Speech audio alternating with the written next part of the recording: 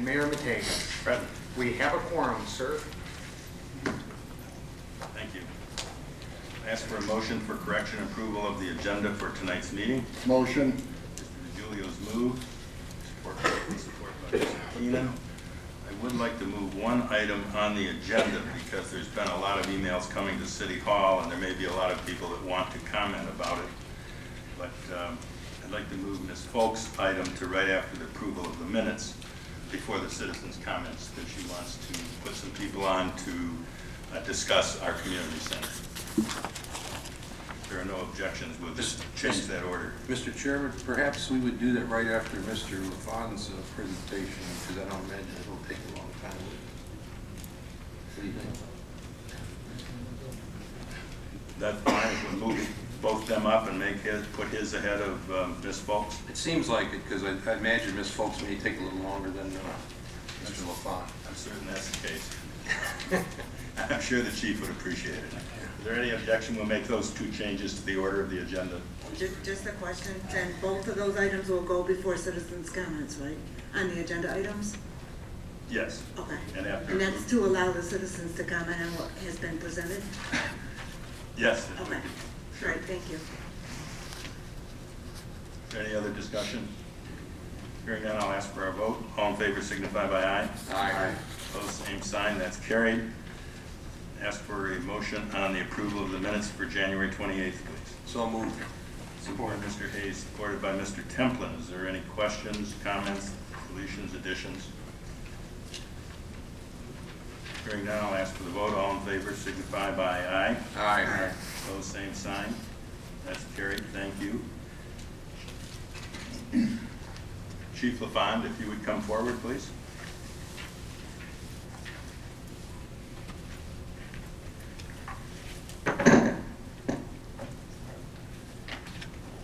Good evening, everyone. If you guys don't mind, I'm going to kind of turn the rest of the audience with us. I'm here this evening to present two outstanding citizens awards to two outstanding Allen Parkers, Denny Connors and Scott Russell. On the evening of January 9th, 2014, Mr. Connors and Mr. Russell came to the aid of their elderly neighbors in their time of need. After becoming aware of a fire at their neighbor's house, they sprang into action, ensuring that everyone had exited the house and proceeded to extinguish the fire with a fire extinguisher. Our fire crew arrived to find everyone safe and the fire extinguished. It is citizens like Mr. Connors and Mr. Russell that make Allen Park such a great place to live and raise a family. Tonight, the Allen Park Fire Department would like to recognize these two fine gentlemen for their actions on that day. Mr. Connors, Mr. Russell, can you please come forward? I've never met you guys, so this is Scott.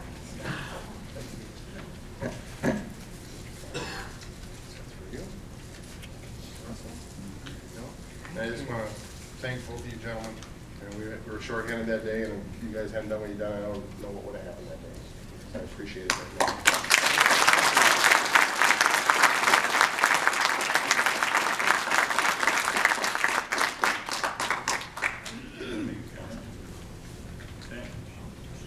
If I could, I'd just like to say, I have known Denny Connors since 7th grade. We've been friends for a long time. And just to give you a taste of how humble he is, this is the first I heard of this yesterday when we got the agenda. We're friends on Facebook. I've never heard a word about it. So, you know, I want to congratulate you too, Den. I think it's awesome. But it just, most people would have been on Facebook like, yeah, you know what I did? Never heard a word about it in over a month. So it just goes to show you how humble these guys are. So just thanks.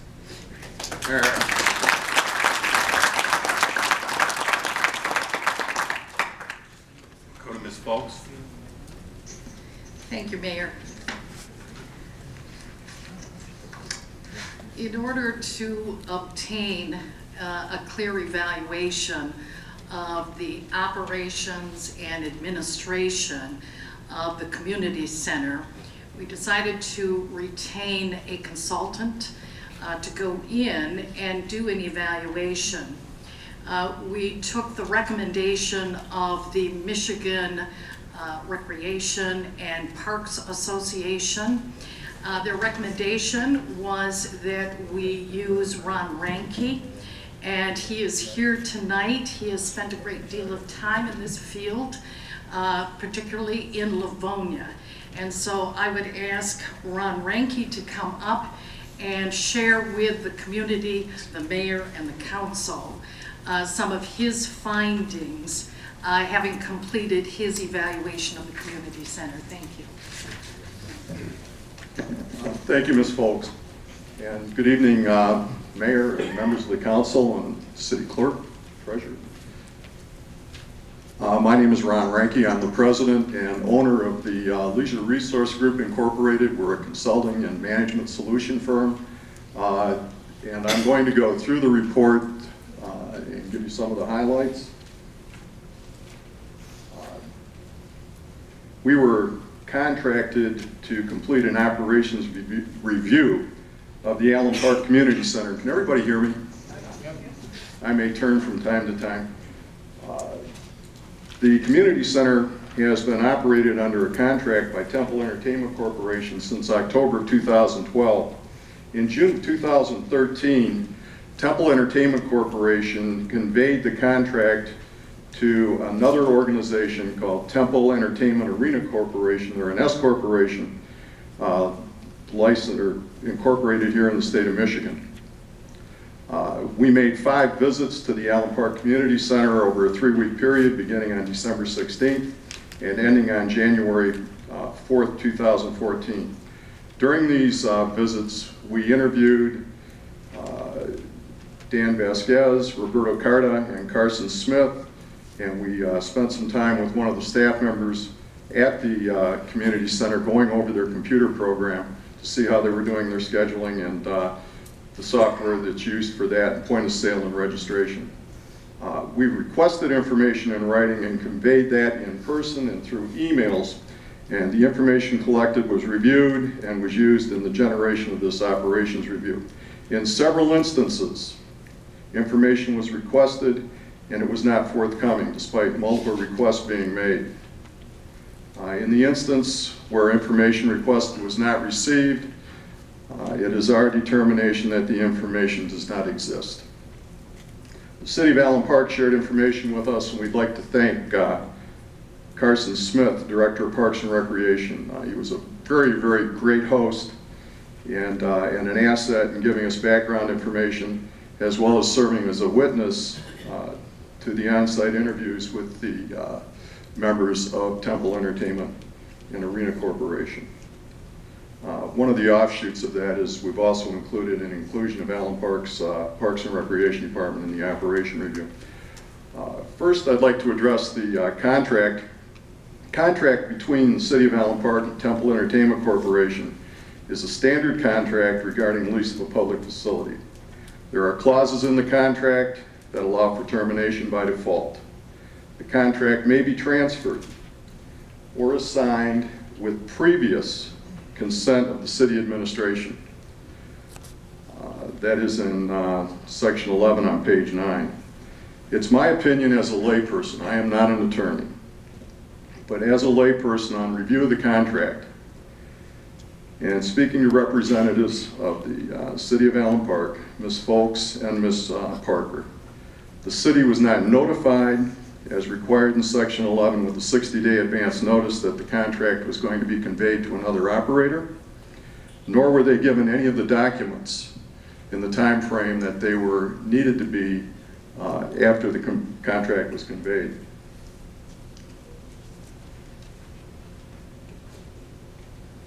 One of the things that going forward that I'd like to recommend, and it's in the recommendations, is that the city administration appoint, in the case of any contracts with the community center, that the city appoint a full-time city employee as a contract administrator to be on site and make daily visits and regular visits to the facility to make sure that everything's being maintained and that the contract is being followed. We reviewed the facility and the operations as well as the civic arena. The building, I think we're all aware, was completed in early 2004 after the residents of Allen Park passed a millage to construct the facility. There was a number of items that were done in the Lotta Arena. There was a new floor put in under the ice surface. They put in some thermal blanketing to allow for the permafrost to not cause so much damage.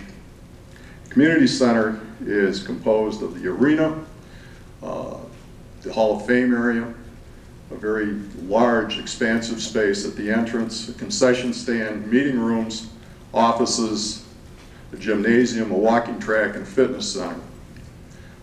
It is an asset to the community. The community should be very proud of it.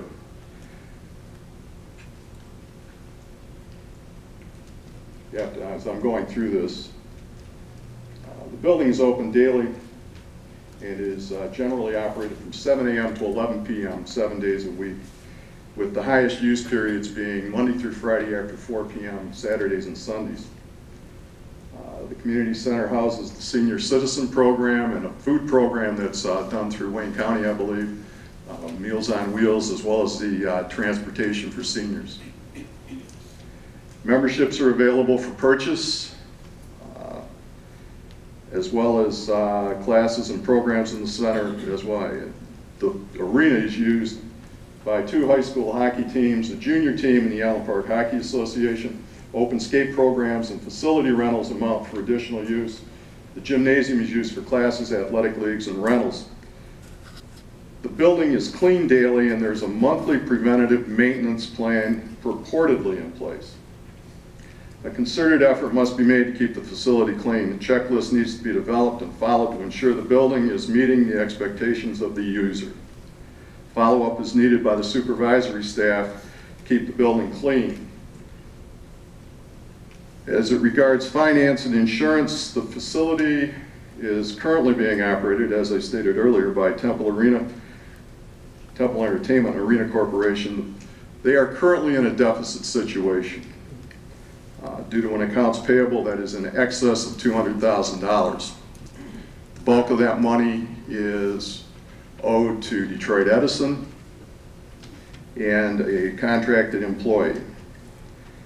The Edison bill, as I stated, is the vast majority of that outstanding accounts payable. In speaking to Ms. Parker and Ms. Folks in the preparation of this report, we met several times, and I know that there is contact has been made with Detroit Edison. It's probably one of the largest items that needs to be addressed, is the fact that that bill has not been paid for quite a long period of time.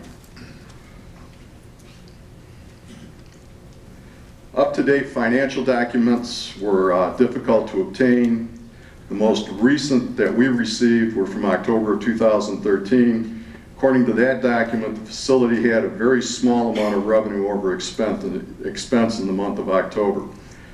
We requested a December report several times, and as of January 17th, when we began preparation of this report, we had not received a December financial report.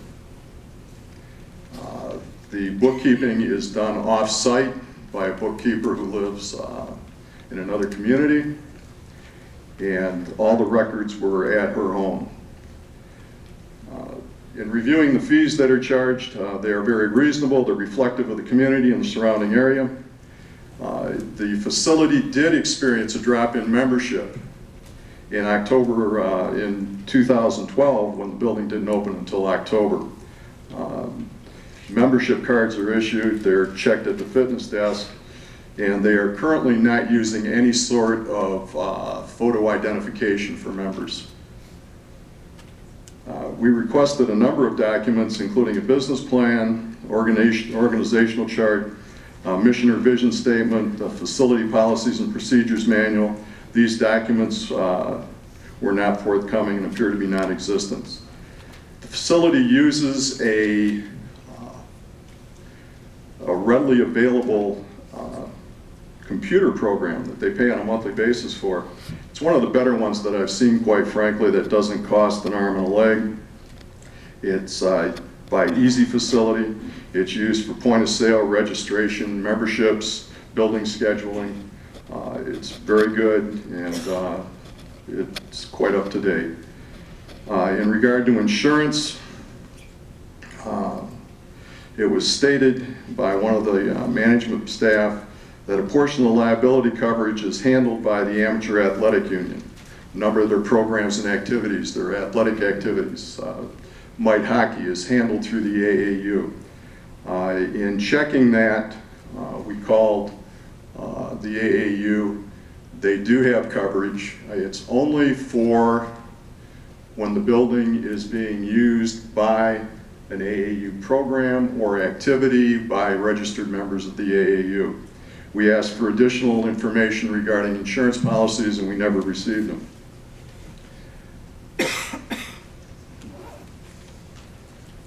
Background checks are conducted on employees. All of their employees are listed as non-athlete members of the AAU. In checking that, we asked for a copy of the list of who was done, who had background checks. We did not receive that. We did call the AAU. The AAU does conduct background checks on an annual basis on all people who are registered as athletes or non-athletes who are over the age of 18. If there is a problem on one of those background checks, they notify the organization or club that one of their people did not have a background check or did not pass a background check, and appropriate action is then supposed to be taken. That is all we had on that. We also requested an emergency action plan, and we're told that it was waiting approval by the city administrator. Per a conversation with the city administrator, they had never received a copy of that plan. The programs are varied at the community center. Athletic programs, as I stated, are in affiliation with the AAU or through USA Hockey, who covers the insurance for their programs much the same way. The fitness area offers a range of strength and aerobic machines, the walking track. Fitness area also offers the services of personal trainer, and it's one of the better used parts of the facility, other than the Lotta Arena. The gymnasium is used for athletic programs, craft shows, rentals, and a limited amount of classes, such as Zumba and Pilates or yoga. The bulk of the promotion of the facility right now is done through flyers that are tagged out to the community and tagged to spur certain user groups. The Lotta Arena has seasonal rentals, hosts several hockey tournaments, has open skating, sticks and pucks program is offered, as well as adult drop-in hockey, which seems to be quite successful. The ice in the facility has been in place since October of 2012, and you'll hear more about that in a little bit. The staffing, 2 full-time individuals, 12 to 16 part-time employees that staff the community center. The full-time staff is composed of Mr. Carta and Mr. Vasquez, and they each work part of the open hours of the facility. The bookkeeping is handled off-site by a lady by the name of Naomi Anishbigian. One of the part-time employees handles the front counter and handles clerical work and assists with the billing. 2 employees are assigned to the fitness center desk. The remaining employees handle light maintenance or other duties as assigned, such as maybe operating the Zamboni and keeping the building clean on a daily basis. The staff does not have any uniform, have a name tag, or any sort of badge that indicates that they're working in the facility. Specialized maintenance is purportedly handled through the use of vendors, and the building does not employ a cleaning service and relies on its part-time staff. Parks and Recreation Department, I think everyone's familiar. Carson Smith is the part-time Parks and Recreation Director, and they administer the Parks and Rec Department. Department staff is composed of 1 clerical person, 2 part-time bus drivers, 1 full-time maintenance worker, and 3 seasonal employees. The primary functions of the department at this time are senior citizens program, ball diamond, park and field maintenance. You have a private vendor handling your grass cutting in the city parks. And currently, Mr. Smith is preparing bid specs on improvements to several park sites using funds from the Wayne County Parks Millage. He's also preparing an RFP for the Parks and Recreation Master Plan in order to get other grants with the funding for that being provided by the Allen Park Parks Foundation. I have several recommendations, and there are three key words here. It's sustainability, consistency, and focus. To succeed in this endeavor of keeping the Allen Park Community Center open, the operation must be sustainable. There must be a stable base of operations. All of the actions taken must be consistent with current laws, contracts, and expectations of the community. Lastly, everyone must focus on the task at hand. The facility was built with bonds secured through the millage being paid by the citizens of Allen Park. The residents deserve to have a facility to be proud of and use. A written plan must be developed for the operation and programming of the Allen Park Community Center. The plan should focus on the sustainability of the facility. I've made recommendations in two areas, general and high priority, and I'm going to list each one of them for you, and I will tell you where you are, or where we are, or where the city is right now with a couple of them.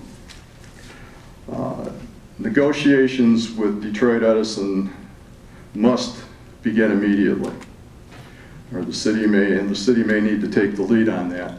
And speaking to Ms. Parker and Ms. Folks, the city did take the lead on that. They met with Edison, they brought your vendor in, and a payment plan was set up with an initial payment to be made by time certain. At this juncture, I don't know that that payment's been made, but I do know that that date has passed. Early in the conversation I had in coming into this to undertake this activity, I stated to both Ms. Parker and to Ms. Folks that if I had any misgivings about the finances or what was happening with the facility, that I would make a recommendation. I made that recommendation verbally to Ms. Folks in a conversation that I had when we talked when I was in New York City on December 26th, and informed her that I thought it would be in the best interest of the city of Allen Park to hire an outside auditor to come in and audit the books of Temple Entertainment and Art and Arena Corporation. The contract with Temple Entertainment and Arena Corporation must be addressed. As you heard me state, it appears to be in default. I'm not an attorney. You have a very competent attorney here in the city, and I believe if he reviewed it, he would probably agree with me. The entire building needs a very deep cleaning.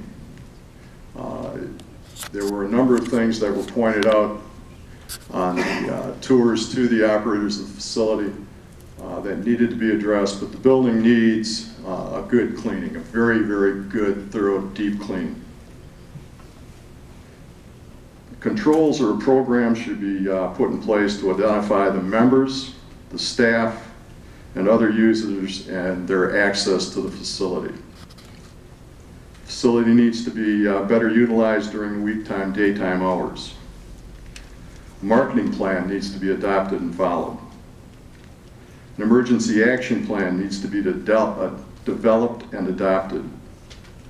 The ice in the Lotta Arena must be removed this spring to reduce the chance of damage to the concrete floor. Any ice arena that is out there that keeps ice down for more than 18 months, there's a regular plan in place that that ice has to be removed on a regular basis. If you don't, the permafrost will cause some heaving, and you have a tremendous investment in the piping and in the concrete in that floor, and you don't want to sustain any damage to it. The City of Allen Park should have remote access to all financial data for the operation of the facility. We've recommended that separate meters be installed on all the utilities to differentiate between the community center and the Lotta Civic Arena to determine what the costing is for each one. And the City of Allen Park should be the entity that is conducting background checks on the employees. For general recommendations, as stated earlier, the city should designate a contract administrator to work with the contractor. The individual should be an employee of the City of Allen Park and should be available daily to review the operation of the facility. There's a need for creation of a publication to promote the community center. They should establish programming during the day to increase attendance. The senior usage of the facility in being in the building could be limited to one side of the hallway in the center, which would allow more activities, Pilates classes, Zumba classes, other leisure time activity classes to be held on the other side of the hallway without interfering with the senior programs and activities. Recommending that the building be modified to create an ingress and egress points that are monitored. Right now, there's a lot of, there's one particular door on, not sure what side of the building it is. I think it's the south side, adjacent to the kitchen, that is not monitored. It allows access into the building. One day I was there and I watched kids running through the building with very little supervision. They saw me walk out and they took off and ran out through the Hall of Fame area, exited the door that I would say is at the northeast corner of the building and ran across the parking lot. I don't know what they were doing in the building. They probably shouldn't have been there. It was school day. There should be some modification to the fitness area. And these are some things that might cost a few dollars. But one of the things that limits the use of the gymnasium during the day and early in the morning when you have high activity in the fitness area is the fact that they cannot conduct a class down there, a Zumba class or any class that requires loud music, because it interferes with the people who are exercising. Some sort of a barrier, a glass wall or anything, just to separate the walking track and that particular point where the exercise equipment is, would be a beneficial thing to put up at some point in time.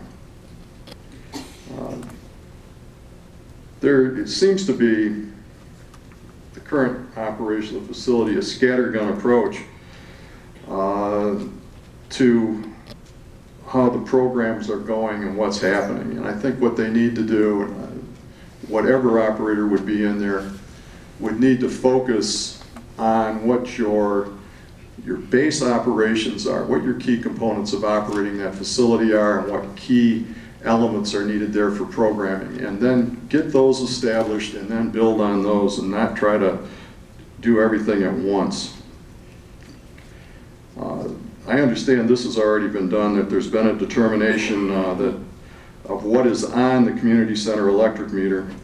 At one time there was thought that there might be parking lot lights and outlets that are used during special events in the parking lot would be on the community center's meter, but I understand now that that's been determined that they're not. We'd recommend that the list of expectations, goals, and objectives be established and that they monitor the progress of those. And the last one is consider modifying the building to incorporate green type fixtures, waterless urinals, motion detectors to turn lights on and off in the meeting rooms and throughout the building, and converting the lighting to LED lights. We listed several options that could be approached, and I'll go through them very briefly. One is negotiating a new contract to restructure the existing contract with Temple Entertainment Arena Corporation, reestablish a full-time, full-service Parks and Recreation Department, fully realizing that that will require a substantial financial commitment from the city, renegotiate the contract to make it a hybrid contract with more input from the city and more participation from the city, or establish or find a nonprofit organization to operate the facility. I have a conclusion, and I have a number of concerns regarding the operation of the community center and the Lotta Civic Arena. Most concern is the lack of consistency in the daily operation of the facility. It seems that tasks that are important are not performed with any regularity. Tasks may be as simple as keeping a remote hallway clean or as important as keeping the daily financial information up to date. The lack of a formal marketing and business plan or other areas of concern.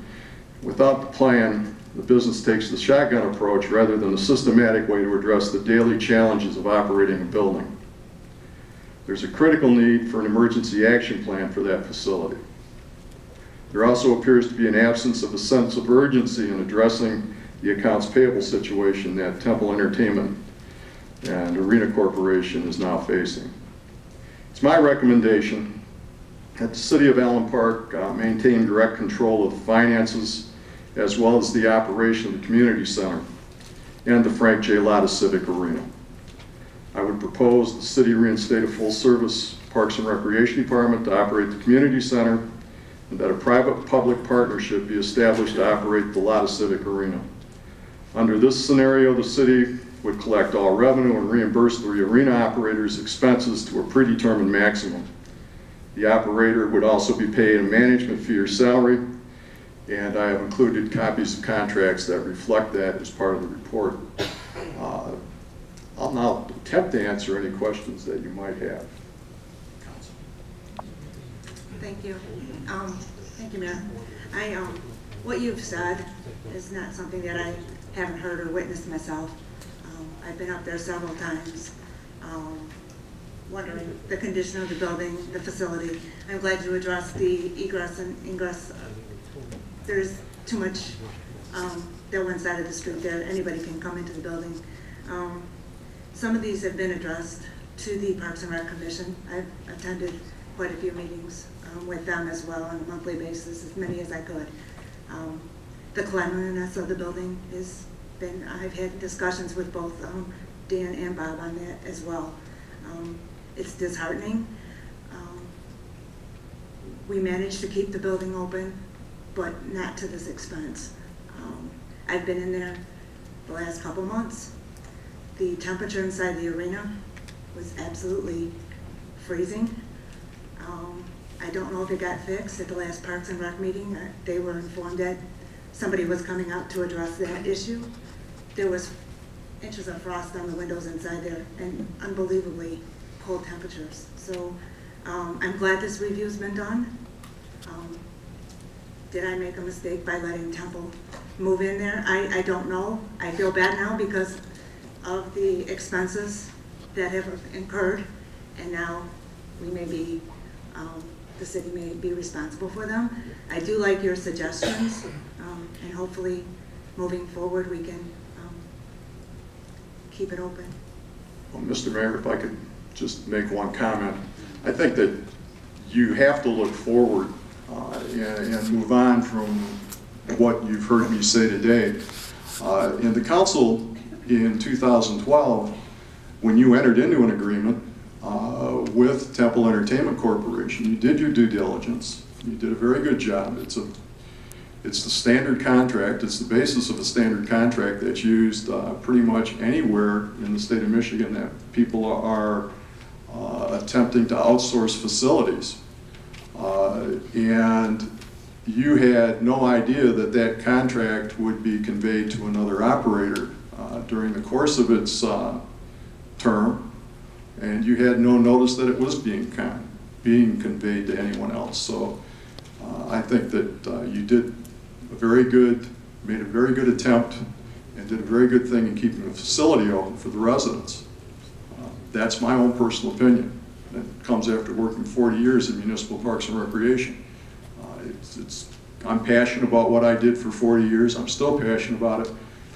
And I think that you have to look at keeping that building open. And only one other thing I'll say, and then I'm done. But unfortunately, the financials that you've stated, I mean, some of these, I don't think when the Temple was in giving the presentation to our Parks and Rec Commission, that they were giving them the full story either as to the debt that has incurred or the back payments that haven't been made. And I'm not even sure if the Parks and Rec Commission knew of the name change, so I'm not sure everything was fully shared. with everyone, so thank you. Councilman DiGiulio. I have a few questions. Thank you, Mayor.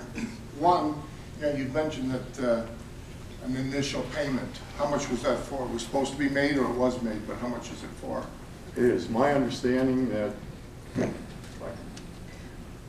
Say, if you'd like me to address that, we did proactively get in touch with DTE, and we sat down with their representatives along with both Mr. Vasquez and Mr. Carta.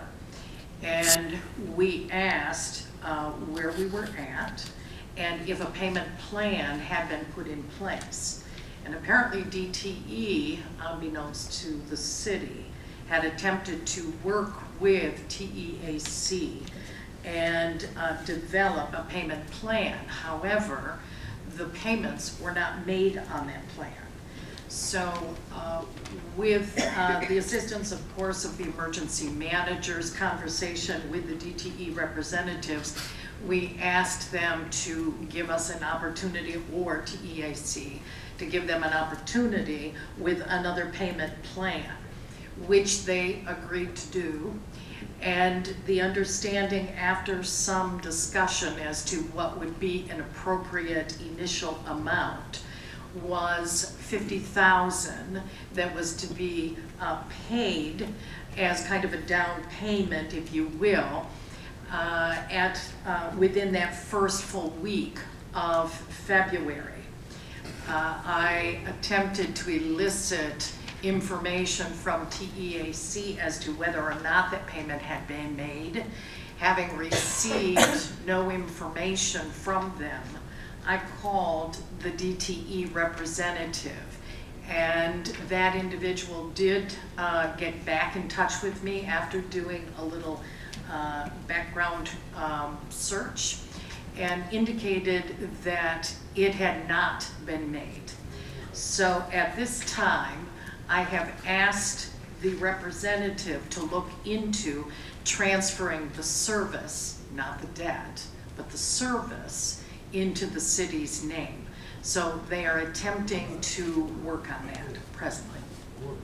Okay, so it was $50,000 and that wasn't paid by Temple, so does that mean the city is going to be responsible for it? Also, how much is the entire amount? Nobody mentioned that. We said there was an amount. What is the entire amount that is owed to DTE? the last outstanding amount that I saw that was owed to DTE was in excess of $160,000, and that was prior to, those were bills that were due prior to December 1st. Okay, and is there also a water bill that's outstanding? I did not hear that there was a water bill that was outstanding to the city of Allen Park. I believe that there is no debt concerning the water service at this time. There may be an outstanding payment, and I can check that out and get back to you. How long were these utilities not paid? That we didn't.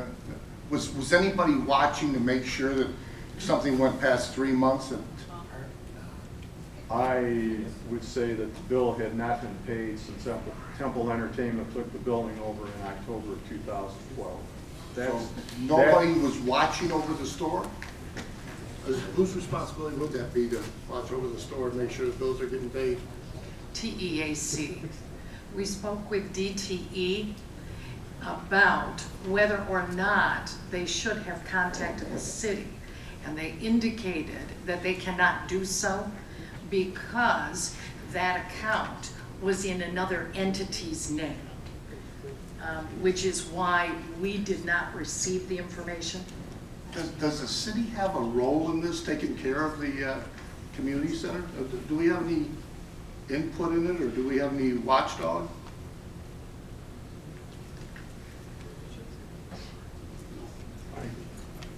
I can't address that question.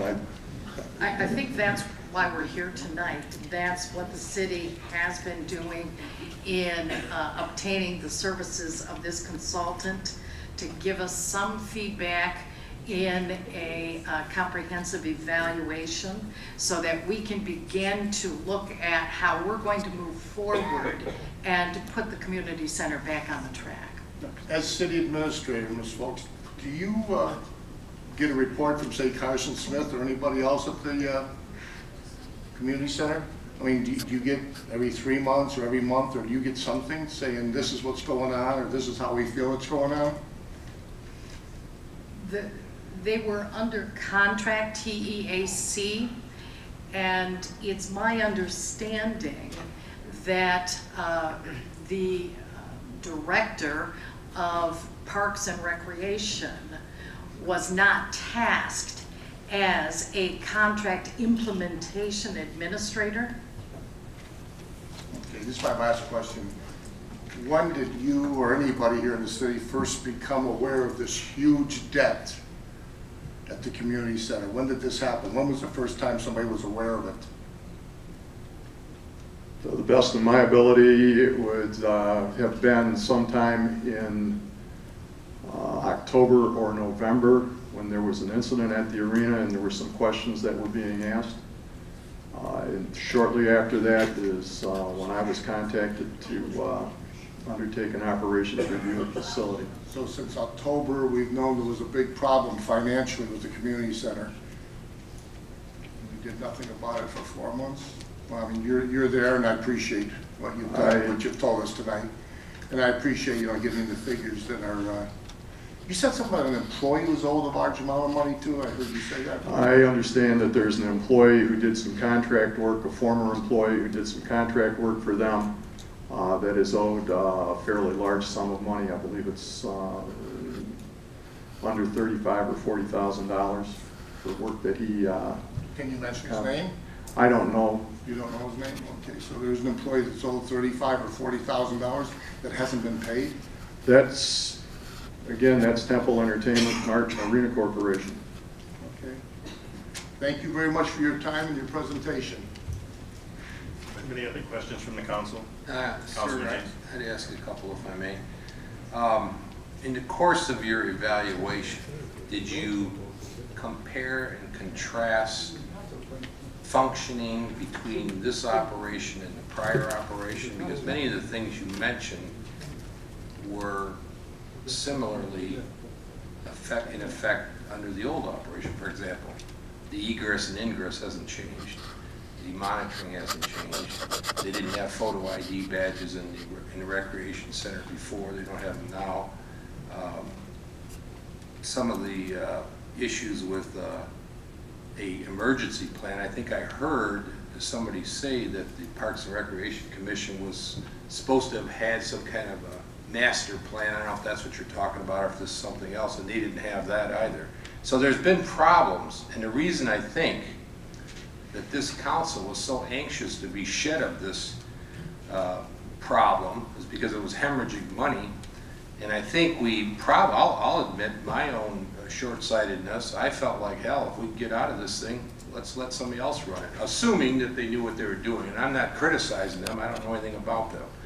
But the problem is, prior to this, if you didn't compare and contrast the prior functioning and operations to this operation, we don't know. And further, I want to say also, I remember months ago that I asked the very question here. I hear there's a big $100,000 bill over there for utilities, and we set it right here, and I said, do you know about it? And I tried to ring the bell as much as I can. I've been accused of micromanagement and every other thing in this city, so I have to be very careful how far I tread to the line. But I think I concur with Mr. DiGiulio. If it's taken us 4 or 5 months, I mean, it's fine to hire an expert, but by God, we got people in that building, and I have to believe somebody there knew that things were going on, and why wasn't it run up the chain of command? I'm not on that chain of command. We have an administrator, we have a designate over there. I don't know what his role is. I frankly don't know what he does. But we get reports on a routine basis of problems there, and Tina brought it up for months and months.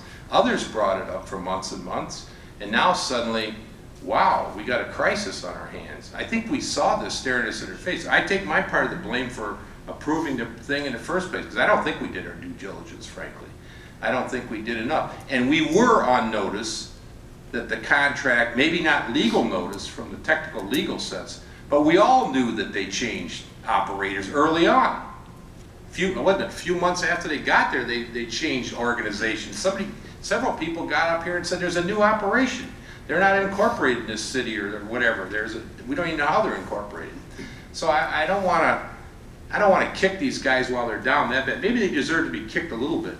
But the fact of the matter is we were on notice of a lot of these things, and we just turned a blind eye to it because we were happy not to have the responsibility. Well, now we got the responsibility. So I think it should be clear to everybody that let's just not beat up on these guys. Maybe they were ill-equipped to do the job in the first place. So what? I don't think we were all that equipped. I don't think it was that clean before they took over, frankly, because I used to go to that building on a weekly basis for a certain function that I was involved with, and I used to observe that it was never well maintained. And 2 years later, 3 years later, if it wasn't maintained then and it's not maintained now, it's going to get dirtier. So that's just a natural consequence of benign neglect, which has been going on there for as long as I can remember. The equipment was bad. It was wearing out. We heard people say that long before these guys got here. So it's been a tragic, neglected building for years and years and years. So I don't want to dump on these guys entirely when the fact remains that this was a problem and we were glad to get rid of it, frankly. Thank you.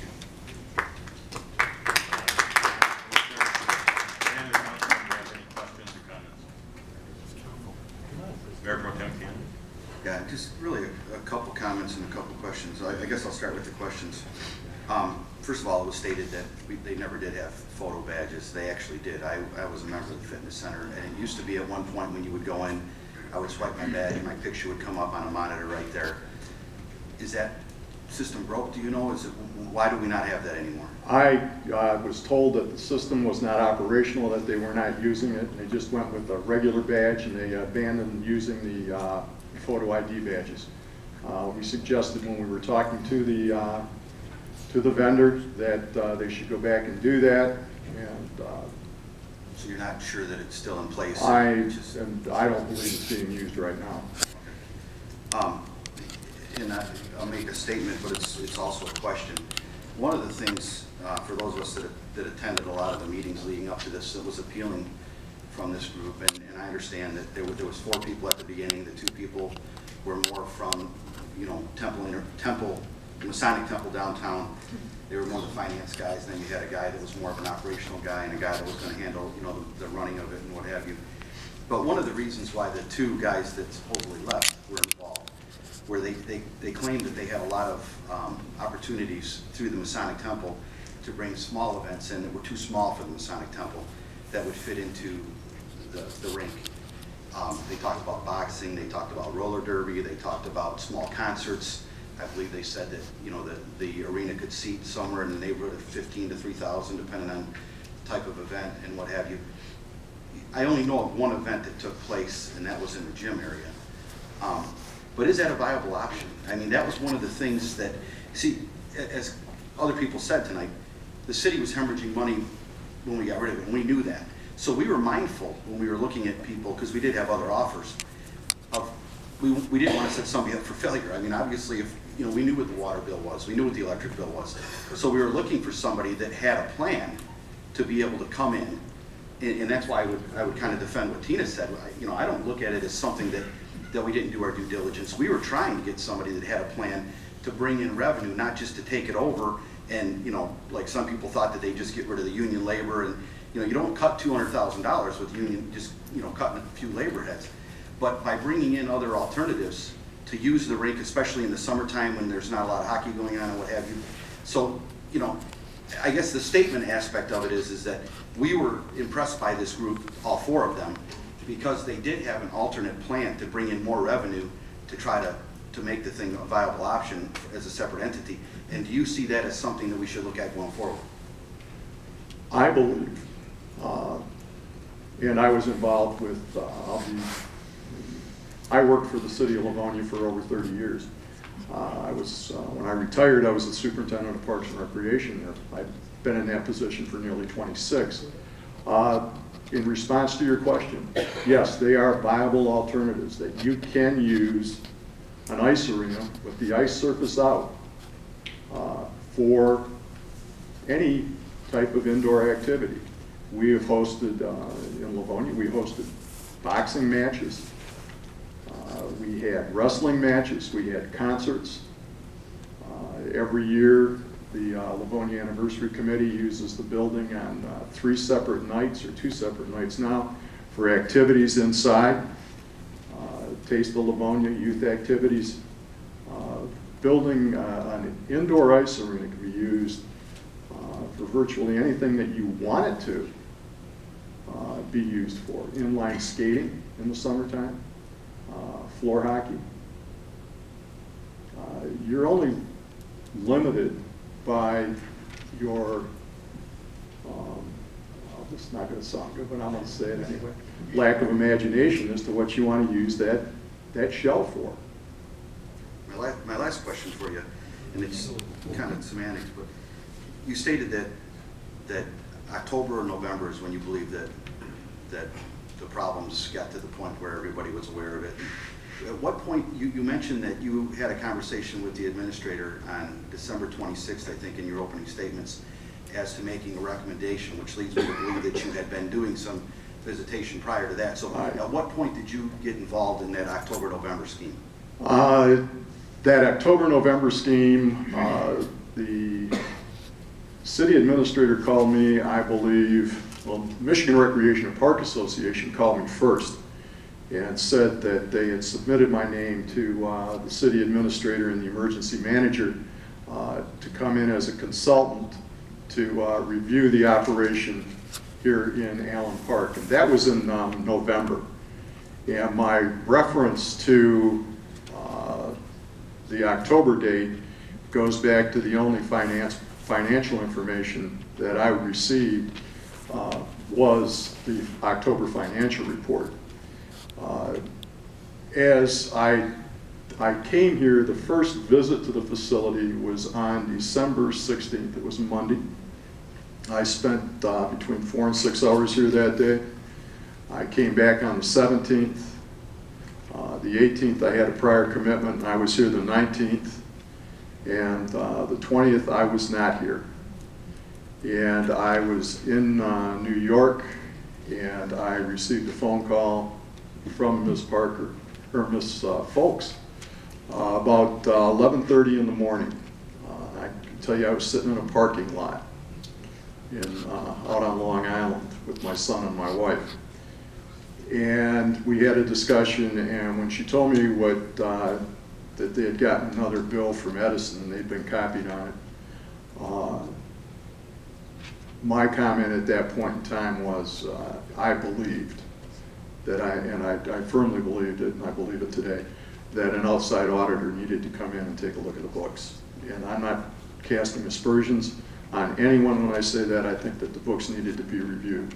And I know that that audit is being conducted right now and is not yet complete. I want to thank you for your report. I thought you did a nice job, nice presentation, and it was very thorough. Any other council members? Mr. Rankin. Yeah, thank you, Mayor. Since you are the expert. As far as community centers, ice arenas, if you want to separate those two, throughout Michigan, throughout the communities that surround us, are there any community centers with ice rinks or without ice rinks that actually turn a profit? Are they all subsidized by the cities that they are in? I will answer your question in a very interesting way. In the city of Livonia, and one of my fortes, if you want to do any checking on me, you will find that one of my fortes was privatizing public facilities as a way to save money and to maintain operations of city facilities and provide that service to the residents of the community. Right now, I can only address what's happened in Livonia, and I can address 3 different facilities, 3 different types of facility. When the Livonia Community Recreation Center was built, It was built with a Parks and Rec millage that was an amendment to the city charter. It is for 4/5 of a mill. 3/5 of the mill was dedicated to pay for the bonds that were sold for the facility. 1/5 of a mill was dedicated to go into a Parks and Recreation fund that would address any loss in the operation of the facility. That fund has been tapped. Building has now been open since about 2003. That fund has probably been tapped every year. It has never been tapped for a large amount of money. There are reasons for that. I'm going to talk longer now than I had anticipated, but you have to bear with me because there's a formula that you can kind of follow for this. When you build a community recreation center, you build it to serve approximately 10% of your population. That's what you figure your membership is going to be. In the city of Livonia in 2000, when that millage was passed, the population of that city was in excess of 100,000. It's no longer there. There was a program put in place to sell that building, to convince the voters to pass a millage. The millage built the community recreation center. The millage put a second sheet of ice at the Eddie Edgar Ice Arena and refurbished the Eddie Edgar Ice Arena. The millage renovated the current and the existing senior citizen center. It built 2 soccer fields at Greenmead Historical Park. It completed a Parks and Recreation, a Parks renovation project. The millage money has since been used to pay parking lots, and it has made up any difference in a loss. Now, I will tell you that when that building opened in 2003, a building that was meant to serve about 10 to 11,000 people had a membership in excess of 22,000 people. That building today has a membership that's in excess of 15,000 on an annual basis. It's a very well-used, very unique facility, unique to the city that it's in. It does not break even. I don't know that I can give you an honest answer about any other city. I will tell you that the ice arena operation in the city of Livonia, in the 1990s, we had 2 ice arenas. We had Devonair and Eddie Edgar.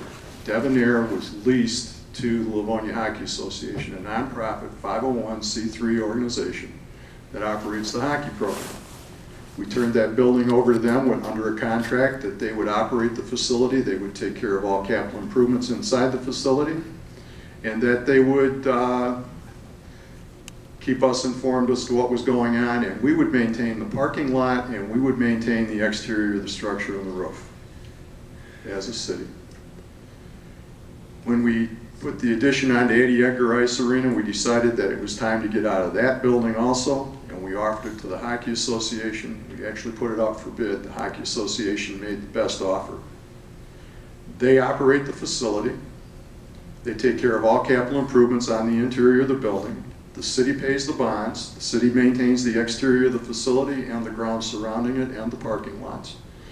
And they are operating that facility without a loss and putting money back into the facility on an annual basis. The city also owns 3 golf courses. The city had an operations agreement with golf pros to operate the pro shops. This is a hybrid. And the city maintained all of the revenues coming in, and I don't want to bore you, but I need to give you some background as to why I made a couple of the recommendations that I've made. The city was losing money, took it out of an enterprise fund. The city was reimbursing the cost of the golf course. We were paying, we were getting a lot of grief, let's say, for the way the golf courses were being maintained using city employees who were being supervised by people who did not have the proper training in the maintenance of golf courses. We were taking people who started out as laborers and they worked their way up to groundskeepers without any formal training. In the late 1990s, we decided to make a change. And we came up with a plan, we talked it over. It's a hybrid. The city collects all the funds for the greens fees, the driving range. The golf pro is employed as an employee. He receives a monthly stipend and is given health benefits. But in return, he operates the concession for the golf carts, the pro shops, the lessons, and any of that material type, that thing that the city would not need to get into. On a bi-weekly basis, we reimburse him his costs for labor to a maximum. He in turn pays the city of Livonia about, last time I checked the contract, it was $700 per golf cart on an annual basis as a cart fee. And for the last several years, I'm under the understanding, I've been retired from the city of Livonia since 2004, that the golf courses are back in an enterprise account and there is no subsidy from the city the way it's being operated right now. So there are hybrids out there that can be used. I think the hybrid, the public-private contract, strategic contract, and partnership is probably one of the best ways that you can do it. I would just say this, is that you know, you go into business and there are no guarantees when you go into business. No. And our neighbor city, Taylor, hired a company, JRV, and they ended up, which they had applied here for to do Allen Parks Arena, and I believe the city of Taylor has terminated their contract, and now the city of Taylor has taken over that facility. So there are no guarantees. There are no guarantees. Thank you very much. Thank you. Are there any other further questions or comments by council? If none, Mr. Rink, I want to thank you again for your time and thank you. Your report, and very informative, and we appreciate that. Ms. Folks, is there something else that you wanted to do on this matter at this time? No, not at this time. Thank you. Thank you very much. We'll go to citizens' comments on agenda items, and that will include the immediate past item that was on the agenda and the chief of police. Good evening, City Council, Mr. Mayor. Ray McGusson, very concerned citizen of Allen Park. City Council, Mr. Mayor, for the past year, a number of us citizens have been up here and we've been asking about the Civic Center. We brought up certain things. We brought up shortages. We brought up the problems about individuals not being paid. I myself, personally, have gone to a number of the meetings there for the Parks and Rec. I've only seen one person there from the City Council since I've been there. Only one. It was brought up to them at that point, asking about the money that was owed to Detroit Edison. We asked, I personally asked, are the monies being paid? I was told yes. I personally asked if the city of Allen Park paid any bills there. I was told no. We personally came up here, a number of us, and brought this up to you.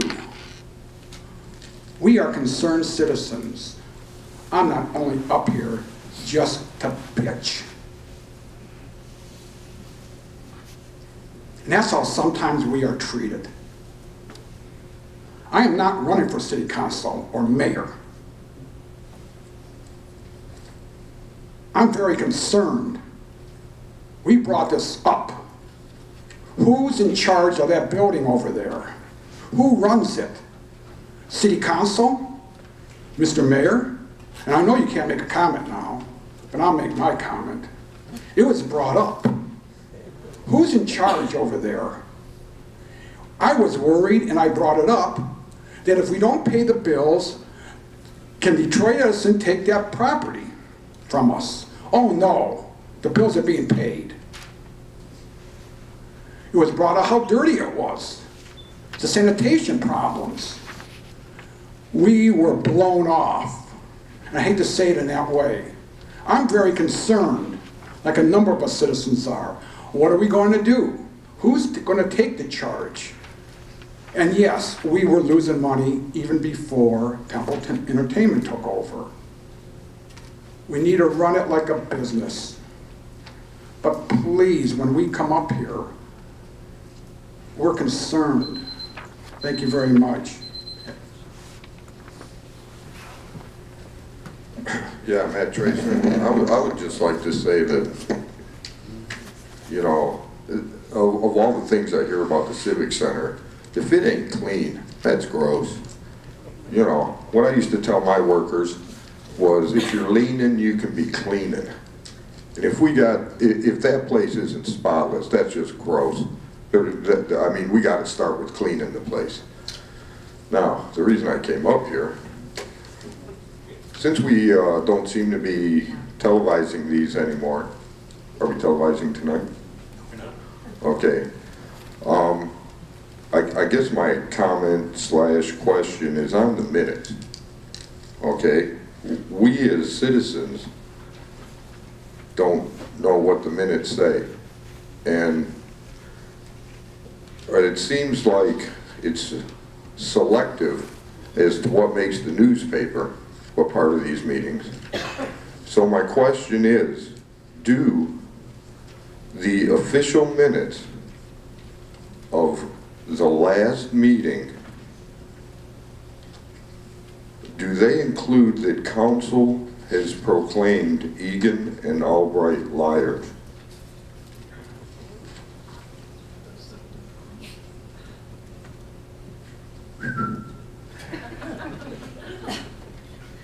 Do they? I mean, it's an agenda item. Minutes? It says right here, minutes, approval of minutes. I'm asking if the minutes include that, because when we rely on third parties, such as the newspaper, which is strictly hearsay, to explain what happened at a meeting, we're doing a tremendous disservice. Now, I want to know if the official minutes, like, you know, front page of the newspaper, say it, but that's third party, and you know that, you're a lawyer.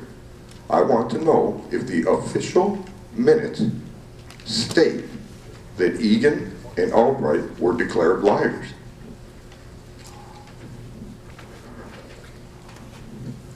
This is a comment section for the citizens only.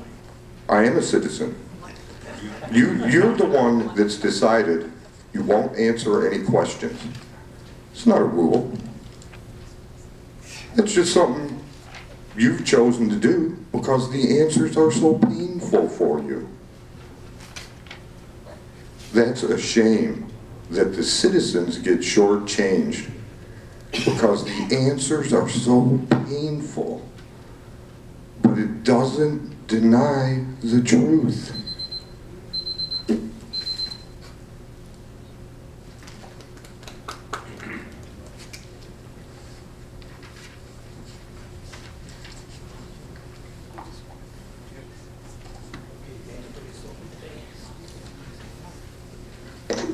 Walt Jordanek, Bel Air Avenue, citizen of Allen Park.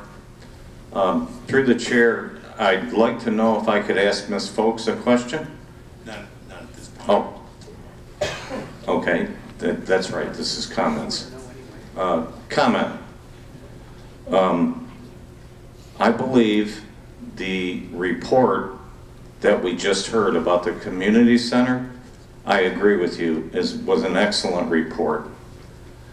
I also would like to say that I do not believe there's anybody at the Civic Center looking out for the interest of the citizens in the city of Allen Park, as far as the community center's concerned, bills in excess of $160,000 to DTE is ridiculous. Someone needs to be responsible. Now, as far as I know, and correct me if I'm wrong, the city administrator is supposed to be taking care of that. But the city administrator that we currently have, in her words, has said that she's contacted DTE. In the future bills, please put those in the name of the city of Allen Park. Well, as a resident, I don't agree with that, because we had a contract with Temple Entertainment. They were going to pay all the bills, and that's bull. If we're going to start paying the bills and keep them there to run it, that's not what I want. Thank you very much for listening. I'll be back to ask my questions.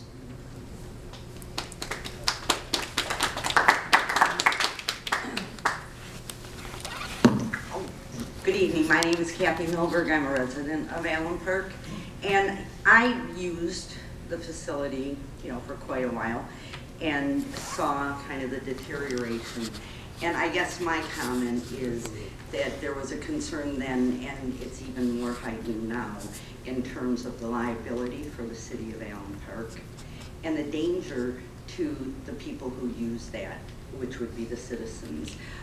In terms of the report of not cleaning, there were not towels available, not even paper towels available, they told me.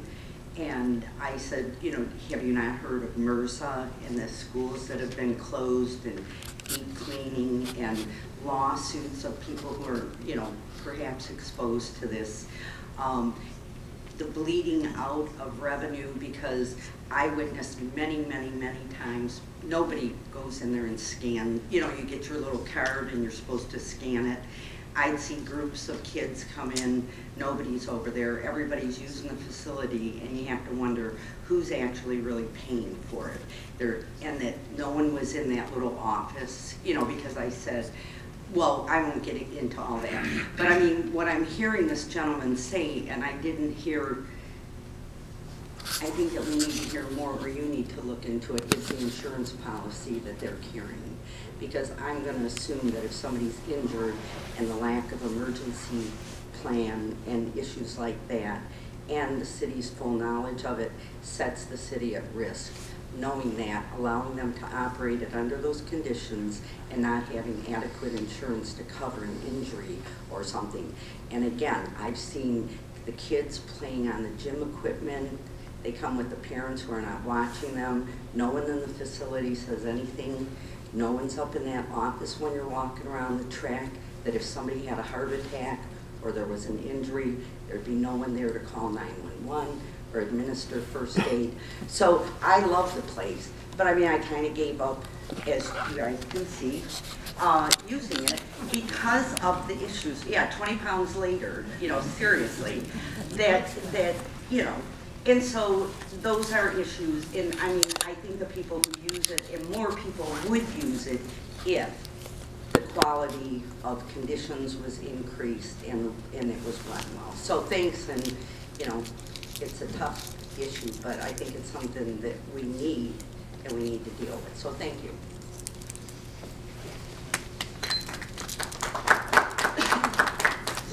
Hello, my name is Jennifer Codd, and this man's report was right on the community center.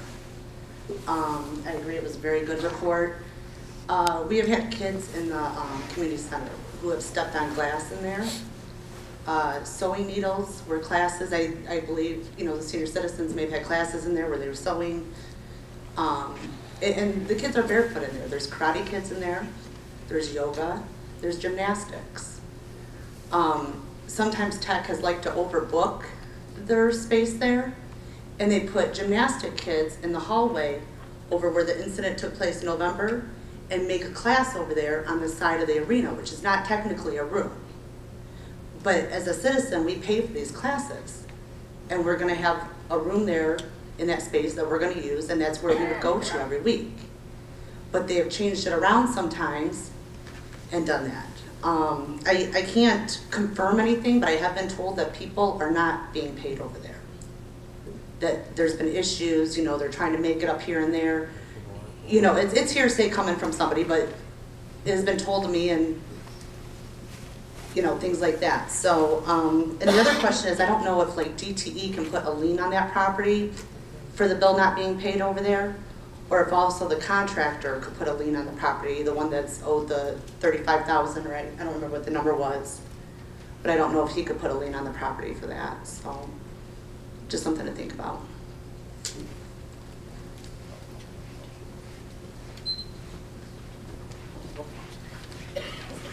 Carlson, resident of Island Park. One thing, I'm sure some people up here, I'm sure this gentleman has definitely considered it, but maybe not everybody up here has, or residents. If everybody thinks that it's costly to keep that place open right now, not paying electric bill, you do not want to see how costly it's going to get if Edison's hand is forced to cutting that power. The damage that would be done to that building and the costs associated with it would be astronomical. So I agree with that gentleman that the very first thing that needs to be done is addressing that bill to keep that from happening. Not saying they would do it, I have no idea, but we all know what happens when they're forced and they have to do it. It would destroy that building.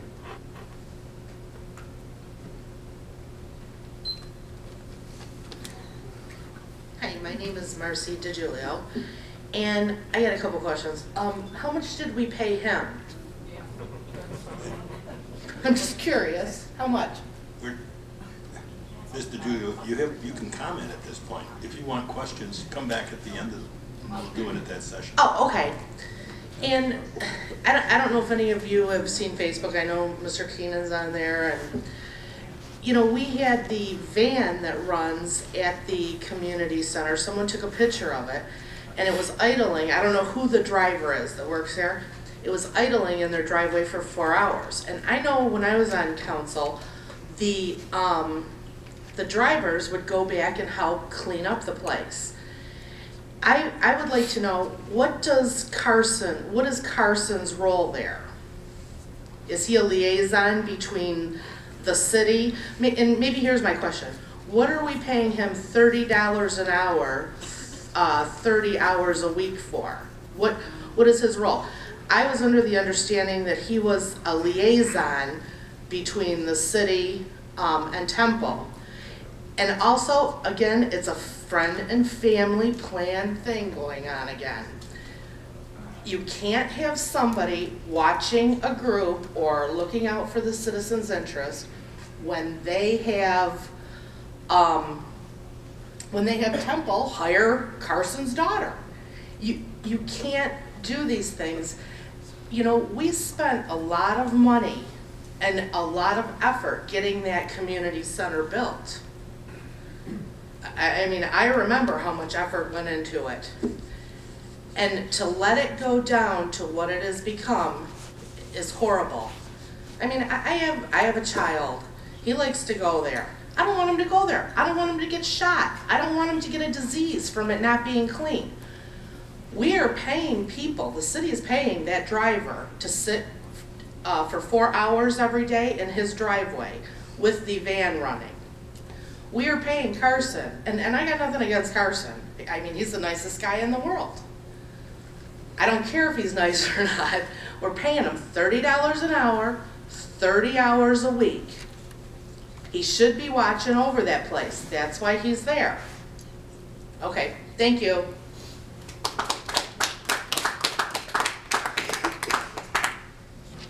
Mike Mullins, resident of Allen Park. I think our problem still stems from we're always reactive instead of proactive, and I think that we still have a problem with administration. I think the administrator ultimately needs to be responsible, whoever that administrator may be, you know, ultimately responsible for the department heads and making sure that the department heads are reporting to that person. And I see it time and time again, whether it's the building department, whether it's the, you know, whatever department it is, but we see it here where obviously nobody was taking the proper administration of overseeing this, and we're all on the hook for the bill now. So again, my words that I reiterated on several occasions is we're always reactive and not proactive. Thank you.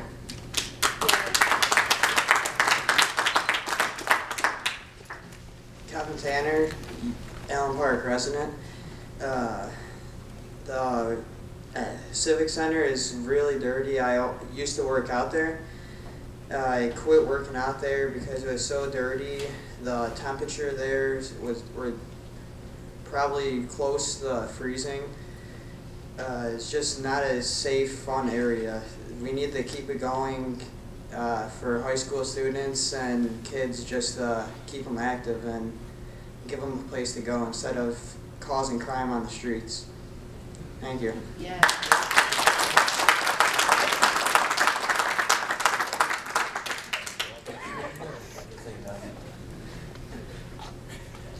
Richard Hubler. Excuse me. I'm not sure who needs this information, but I'll address it to the mayor and you can pass it on. It was a good report today, but the Park and Recreation Commission that I sit on has not had this information. And it would be nice if that report could be given to the Park and Recreation Commission, and the Park and Recreation Commission could be authorized to fulfill the responsibilities that they have in the city charter. Thank you, Mr. Mayor.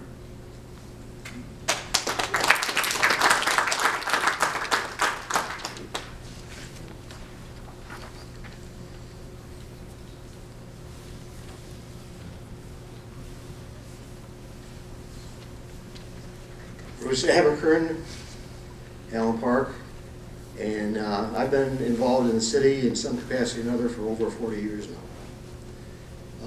I love this city. I was also involved in the school district for 24 and a half years.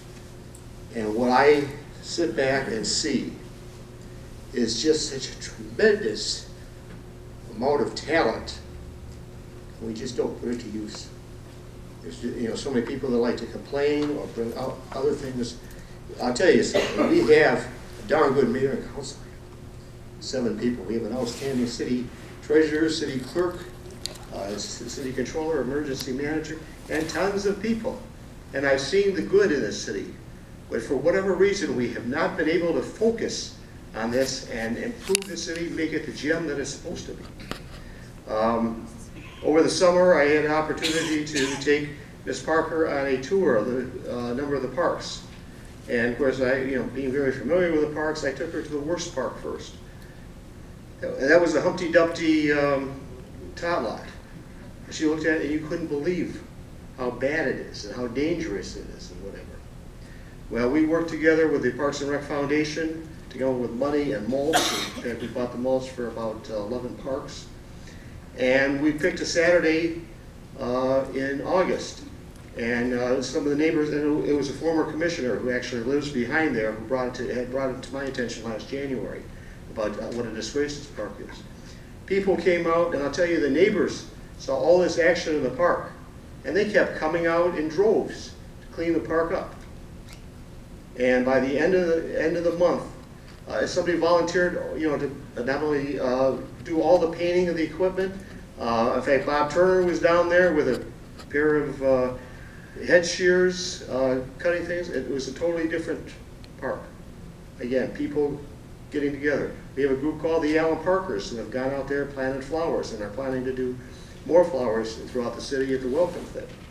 I'll tell you, we can complain about the arena all we want, but if everybody got together and pitched in and helped with the operation, helped with everything else, I'll tell you, we could turn that around.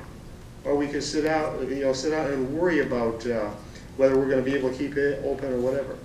I say look for the positive things in this town. We have just so many good things, so many talented people that we can do. I mean, I look at one of the people that got an award tonight, and I'll tell you, I've known him for quite a while. I know he's one of the most talented and most